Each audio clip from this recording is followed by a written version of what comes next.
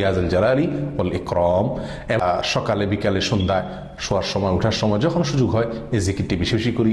এই জিকিরটি করার জন্য ওযুর প্রয়োজন হয় না, বিনা ওযুতে আপনি করতে পারেন, যখন সুযোগ হয় তখন করতে পারেন, বেশি থেকে বেশি ইয়াজুল জালালি ওয়াল ইকরাম। অর্থাৎ সুনানে তিরমিজিতে বর্ণিত এক হাদিসে নবী সাল্লাল্লাহু আলাইহি ওয়াসাল্লাম ইরশাদ করেছেন, আলিজু বিয়াজুল জালালি ওয়াল ইকরাম, অর্থাৎ তোমরা ইয়াজুল জালালি ওয়াল ইকরাম এই জিকিরটি, এই দোয়াটি বেশি থেকে বেশি নিয়মিত করো এবং এটাকে ধরে রাখো, আঁকড়ে ধরো।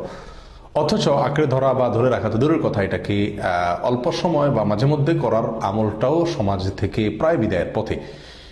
আল্লাহ সুবহানাহু ওয়া তাআলার গুণবাচক নামের অন্যতম একটি নাম হলো ইয়াজুল জালাল ওয়াল ইকরাম, যার অর্থ হলো হে জালাল, অর্থাৎ সৌন্দর্য, পূর্ণতা এর মালিক, বড়ত্বের অধিকারী, ওয়াল ইকরাম অর্থাৎ হে দাতা, হে মহান দানশীল, হে মুক্ত হস্তে এবং উদার হস্তে দানকারী।